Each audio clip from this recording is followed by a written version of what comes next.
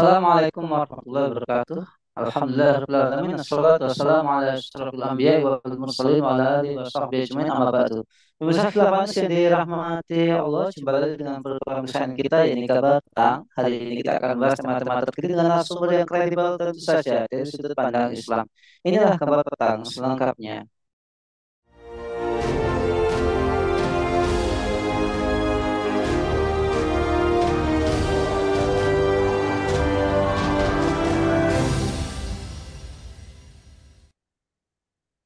Pemirsa pengusaha tekstil memprediksi serbuan barang impor asal Cina bakal makin parah membanjiri pasar domestik. Bahkan diperkirakan ribuan kontainer barang Cina bakal menghajar pasar domestik. Hal itu disebut sebagai akibat relaksasi aturan impor oleh pemerintah. Pengusaha tekstil di dalam negeri menilai dengan diterbitkannya Permendak Nomor 8 Tahun 2024 tentang kebijakan dan pengaturan impor menunjukkan inkonsistensi pemerintah dalam melindungi industri dalam negeri, khususnya industri garmen, IKM, dan konveksi. Pengusaha tekstil kembali menyoroti perintah Presiden Jokowi pada 6 Oktober 2023 agar mengendalikan arus barang impor termasuk untuk pakaian jadi. Nah, pemirsa, mengapa barang impor asal Cina yang masuk di Indonesia dikenal murah meriah? Apakah penyebab produk dalam negeri Indonesia kalah bersaing? Apakah karena permasalahan modal yang terbatas? Untuk mengulasnya, kami terhubung dengan Direktur The Future Economic Institute, Bung Yuwana Tri Utomo. Gimana kabarnya, Bu? Harus sehat, Alhamdulillah. Harus. Bung, ini gonjang-ganjing isu bahwa barang impor asal Cina ini ketika masuk ke Indonesia itu dikenal murah meriah, gitu ya.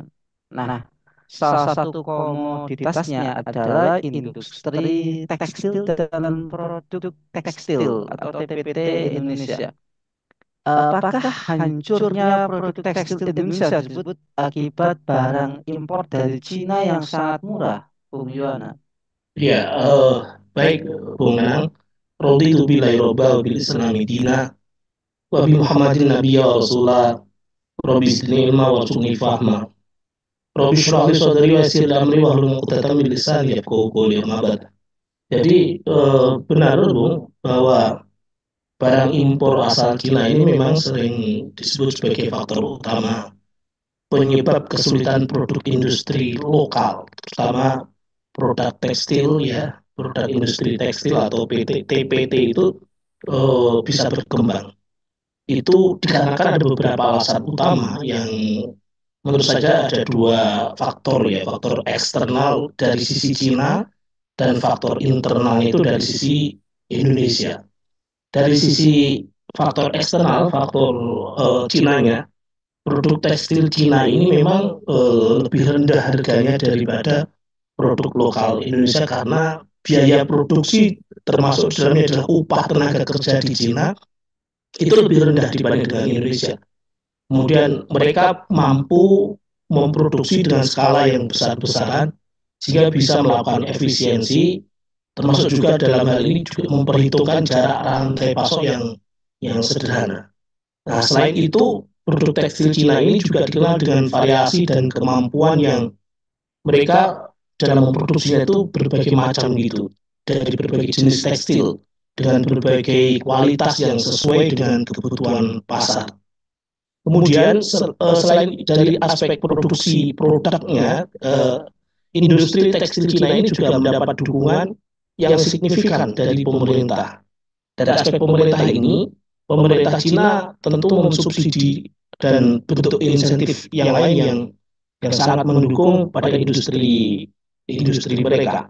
Hal ini membantu menurunkan biaya produksi dan meningkatkan daya saing produk mereka di pasar internasional, ya khususnya di pasar Indonesia ini. Selain itu, Cina juga memiliki infrastruktur yang lebih baik dan teknologi yang lebih maju dalam industri pertekstilan ini, yang kemudian tentu ini berkontribusi pada efisiensi produksi dan inovasi produk.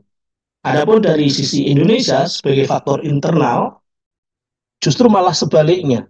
Indonesia ini tekstil-tekstil yang ada di negeri kita ini biaya produksinya tinggi ya, termasuk biaya bahan baku, energi ya, dan upah tenaga kerja eh, yang kemudian bisa berdampak pada daya saing produk lokal menjadi turun. Beberapa pelaku industri tekstil di Indonesia itu mereka juga mungkin kurang berinovasi ya, udah terlalu apa bangga dengan lokal wisdomnya dan batik mungkin ya, itu boleh sih, tapi kalau kemudian hanya pasar lokal saja kan jadi inovasinya tidak sampai kemudian menyentuh pasar dunia. Harus kuat memang, selain juga adopsi teknologi yang canggih dalam proses produksinya juga kurang juga, sehingga kemudian efisiensinya rendah dan kualitas produknya ya begitu-begitu saja. Selain juga dari aspek kebijakan dalam hal ini pemerintah memang sepertinya kurang mendukung ya, pajak, terus kemudian pajak yang tinggi, terus kemudian birokrasi mungkin rumit juga, ini dapat menjadi penghambat bagi berkembangnya industri tekstil lokal itu.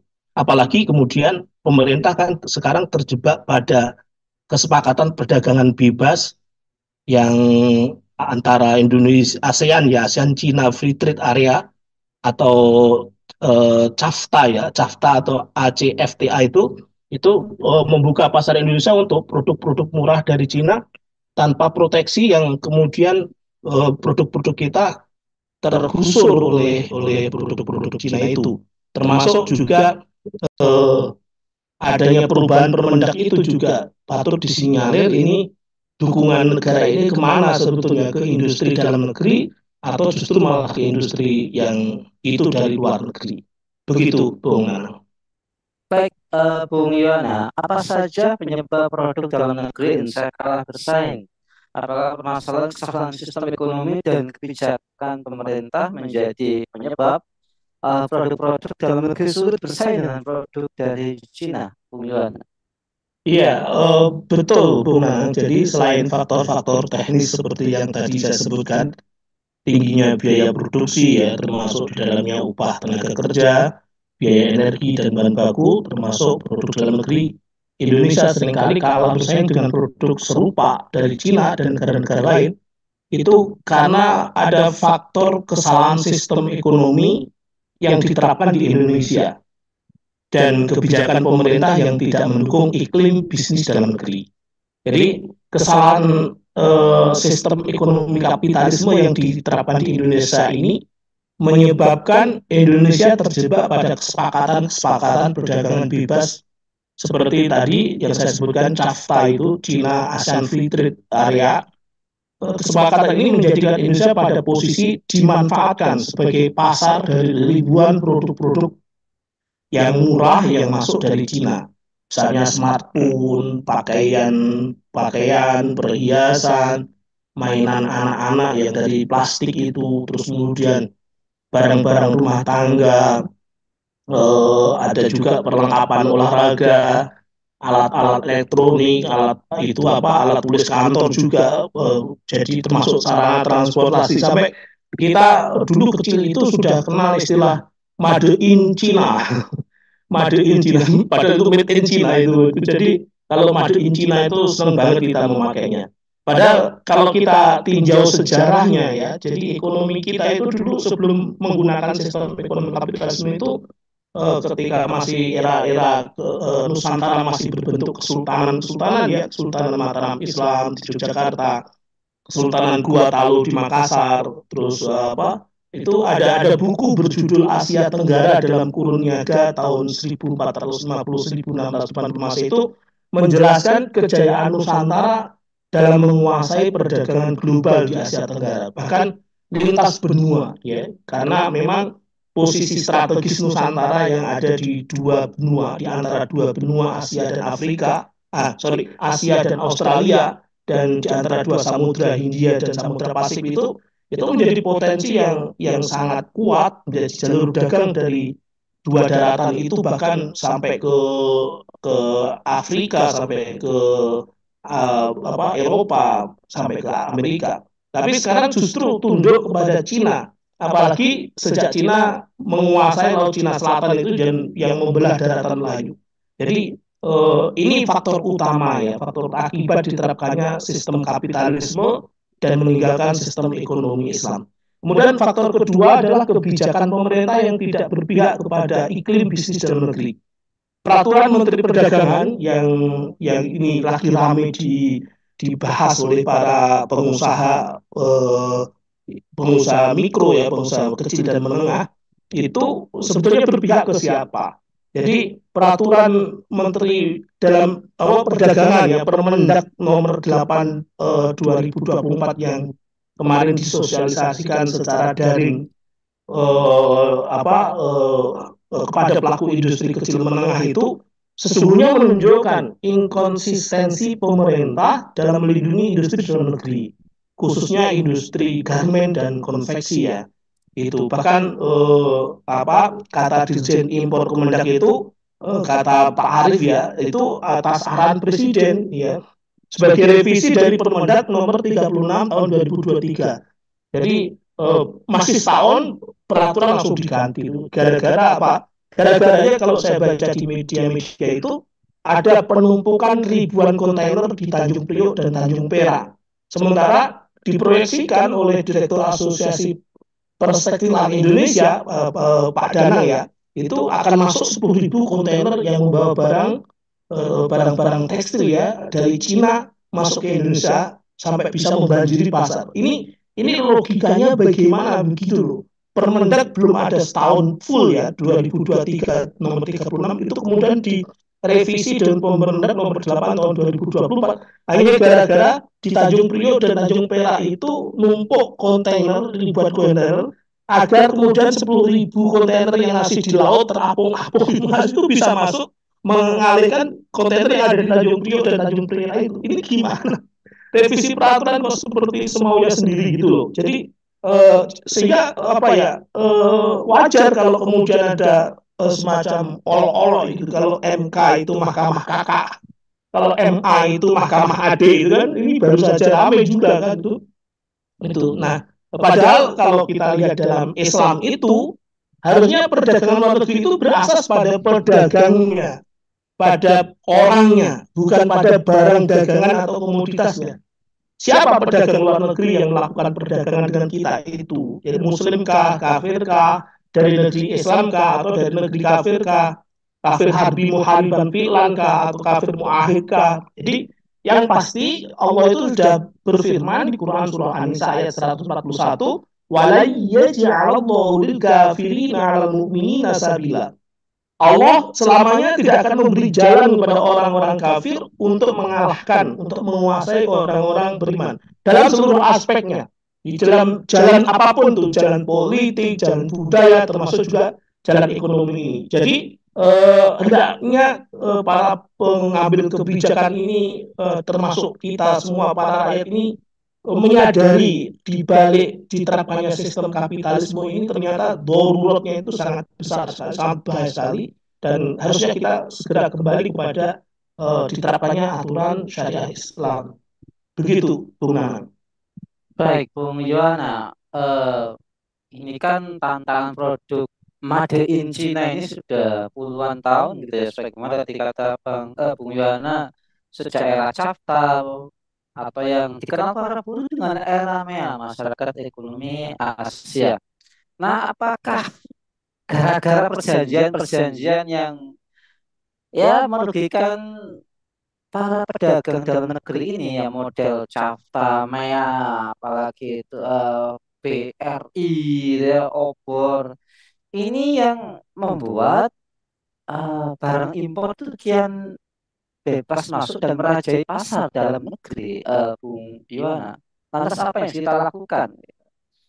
Iya, betul Bung Nanang. Jadi posisi Indonesia dengan jumlah penduduk yang nomor 4 terbanyak di dunia ini menjadi peluang bagi para produsen untuk menyebarkan produk-produknya, untuk memasarkan produk-produknya ke negeri kita ini, ke Indonesia ini. Jadi memang problemnya bersifat sistemik sih, Bung. Jadi baik di level mikro ya, seperti perilaku produksi konsumsi masyarakat industri kecil yang kemudian kesadaran masyarakat itu juga butuh kita edukasi betul bahwa di balik perdagangan ini ada kejahatan sistemik kapitalisme yang berusaha untuk menumpuk kekayaan sebanyak-banyaknya itu di level mikro. Kemudian di level makro terkait dengan kebijakan pemerintah yang tidak mendukung pasar dalam negeri tadi.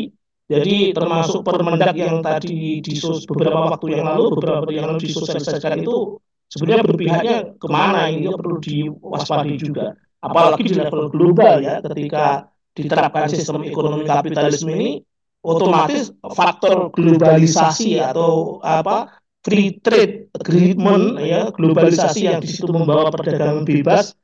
Seperti yang Bung Nanang sampaikan tadi, perjanjian perdagangan bebas yang diikuti Indonesia itu ada CAFTA ya, CAFTA, ada AFTA Asia Free Trade, ada APEC ya, Asia Pacific Economic Cooperation, terus kemudian WTO, IMF, World Bank, ADB ya, masuk MEA, G20, bahkan ini akhir-akhir ini juga sepertinya ngebet banget pengen gabung dengan OECD. Jadi gabungan dari negara-negara maju yang di Eropa ini Indonesia merajuk pengen gabung hanya gara-gara pengen dianggap sebagai negara maju gitu. Apalagi kemudian proposal Indonesia Maju, proposal Indonesia Emas tahun 2045 itu sudah di ACC oleh Pak Jokowi. Cuma masalahnya problem internal yang belum selesai ini, apakah kemudian kita yakin bisa maju? Jangan-jangan majunya maju semu, apalagi maju tapi halu ternyata bukan lagi Indonesia Emas, tapi justru malah kecemasan yang hadir gitu. Jadi menurut saya ini perlu dievaluasi, Bung Nanang. Jadi kebijakan-kebijakan terkait perdagangan luar negeri ini perlu ada evaluasi betul. Begitu, Bung Nanang. Ya, Bung Yona, membahas tentang Indonesia emas apa Indonesia cemas gitu ya. Nah, apakah pemerintah harus mengevaluasi kebijakan-kebijakan terkait upah minimum, Bung Yona? Ya menurut saya itu wajib, Bung, hukumnya itu. Jadi fardu ain bagi pemegang kekuatan otoritas ya wajib. Tapi di wilayah pemerintah ya yang menjadi tugas dan tanggung jawabnya. Karena sebagai pemerintah dia kan mengupah ASN ya, mengupah PNS pegawai negeri sipil, aparatur sipil negara. Tidak digeneralisir sampai ke pekerja-pekerja swasta. Hanya saja karena problem pengupahan ini kan tidak melulu hanya pada pengupahan itu sendiri gitu loh. Jadi ada problem yang sifatnya sistemik terkait dengan keadilan, terkait juga dengan kesejahteraan masyarakat. Maka menurut saya evaluasinya juga harus bersifat sistemik begitu loh. Jadi seseorang yang bekerja misalnya ya, dia bekerja fisik maupun bekerja konteks pemikiran untuk memproduksi barang-barang miliknya sendiri, ini tidak masalah sebenarnya. Namun evaluasi yang sifatnya sistemik ini adalah ketika seseorang bekerja itu untuk memproduksi barang milik orang lain, untuk memproduksi barang milik perusahaan dengan kompensasi atau upah. Nah, disinilah letak kejelian kita harus kuat bahwa ternyata kapitalisme memandang upah itu sama dengan harga suatu barang tertentu. Jadi upah untuk pekerja itu dianggap sama dengan harga sepatu, dengan harga laptop, dengan harga barang-barang yang diproduksi. Sehingga kemudian di sini ada split, ada problem. Makanya kemudian upah dalam kapitalisme ini yang penting sekedar untuk mencukupi kebutuhan hidup saja, yang kemudian disebut secara umum kita kenal dengan UMR ya, upah minimum regional itu. Meski kemudian akibatnya dampaknya adalah ada kesenjangan antara ASN pegawai negeri sipil dan pekerja swasta. Di situ ada kecemburuan, ada gap, ada jarak begitu. Padahal dalam Islam penentuan upah pekerja itu didasarkan atas manfaat yang dikeluarkan oleh pekerja. Tentu dengan antarodin minkum ya, sehingga kesejahteraan seorang dan keluarganya itu bisa terpenuhi. Sederhananya begini, Bung Nanang, pembahasan upah ini tidak dikaitkan dengan harga produksi barang yang dihasilkan. Mengapa? Karena jika perusahaan mendapatkan untung banyak, berarti perusahaan bisa menggaji karyawan dengan baik. Namun sebaliknya kalau perusahaan itu sedang rugi, seperti sekarang banyak perusahaan-perusahaan yang collab, yang gulung tikar bahkan, yang terjadi apa? Yang terjadi adalah perusahaan tidak mampu membayar gaji karyawan. Yang terjadi PHK, pemutusan hubungan kerja. Nah, ini kan tidak sangat-sangat tidak adil kan? Padahal karyawan ini juga memiliki keluarga, juga memiliki kebutuhan dan lain sebagainya. Nah, kesejahteraan karyawan dalam sistem ekonomi Islam ini menjadi tanggung jawab negara. Jadi bukan tanggung jawab perusahaan, melainkan tanggung jawab negara. Meski upah tanggung jawab perusahaan dalam konteks pekerja swasta ya, itu kesejahteraan karyawan ini, karyawan swasta ini tanggung jawab negara. Sebagaimana warga negara pada umumnya. Dan negara itu bisa mengalokasikan APBN-nya untuk kepentingan ini. Jadi kekayaan negara bisa diambil dari, kan kita mineral yang kemudian problemnya sangat pelik juga itu ya, korupsi di mana-mana, masya Allah ya. Terus kemudian harusnya pengelolaan sumber daya alam itu memang dikembalikan juga kepada Islam. Sehingga kemudian untuk, kalau dalam Islam sumber daya alam itu milik umat. Al-mu'minuna syurakaun anisalas alma wal kala wanar. Jadi seorang kaum muslimin, kaum mukminin, warga negara itu memiliki tiga hal, ya, api, padang pasir, dan air. Artinya apa? Dikiaskan oleh para ulama ini termasuk sumber daya alam yang melimpah ini. Dengan begitu, warga negara bisa menikmati sumber daya alam yang melimpah tadi dengan pengelolaan negara yang amanah, itu warga negara bisa sejahtera. Karyawan yang sejahtera itu termasuk ASN dan karyawan pada umumnya ini diperhatikan oleh negara, bisa sejahtera sehingga bisa produktif, bisa memiliki daya saing industri yang tinggi. Karena apa? Karena dia kreatif, inovatif, dan berpikirnya memang bisa kemana-mana, tidak sekedar berpikir hanya itu saja, pekerjaan saja itu.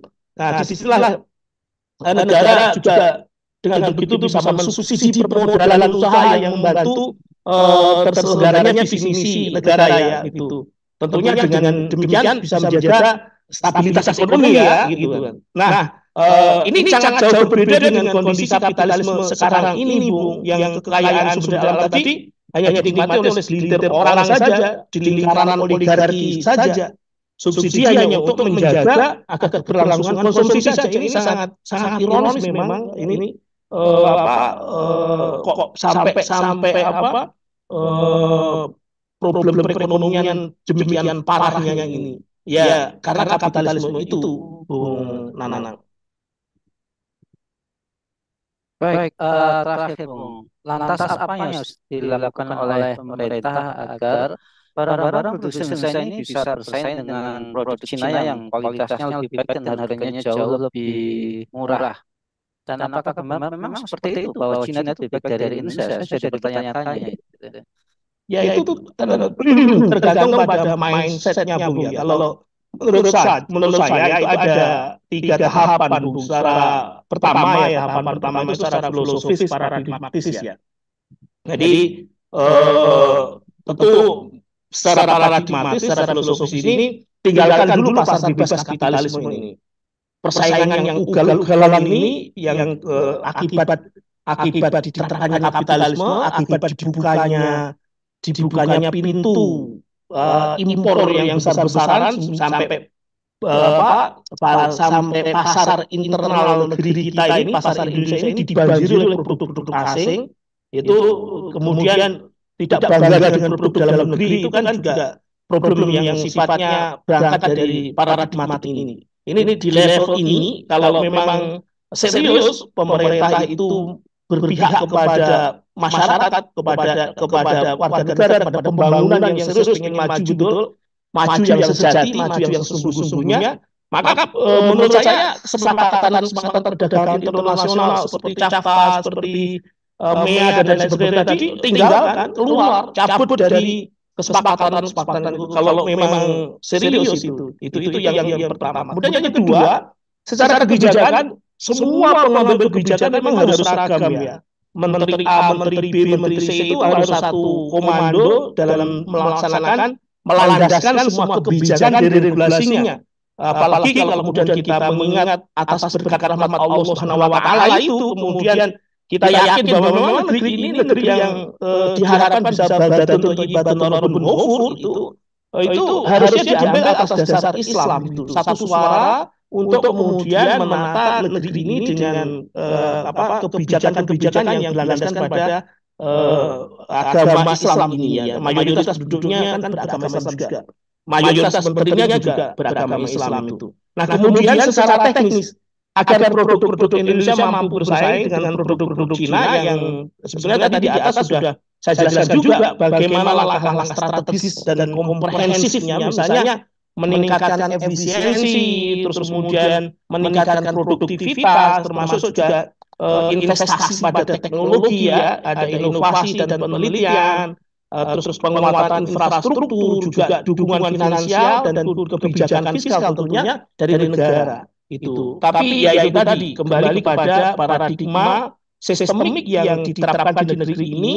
Paradigma apa dulu? Kalau paradigmanya kapitalisme, jangankan kebijakan ekonomi, hukum saja yang katanya Indonesia negara hukum bisa dalam waktu dekat ya itu bisa dirubah-rubah semaunya penguasa gitu. Itu Bung Nanang. Wallahu a'lam bishawab. Baik, terima kasih Bung Yohan atas pemaparannya. Semoga ini membuka mata kita semua tentang bagaimana cara memajukan Indonesia agar tidak didominasi oleh negara-negara lain termasuk Cina. Baiklah, semoga Bung Yohan semoga senantiasa dalam perlindungan Allah Subhanahu wa taala. Amin ya rabbal alamin. Pemirsa sekalian, saya dirahmati Allah, demikianlah bincang-bincang kita dengan Bung Yohan. Semoga kita mendapatkan banyak manfaat darinya. Jangan lupa untuk subscribe, like, komen, dan share sebanyak-banyaknya. Semoga menjadi amal kebaikan kita di dunia maupun di akhirat nanti. Saya Nana Setiawan undur diri. Sampai jumpa di lain kesempatan dan wassalamualaikum warahmatullahi wabarakatuh.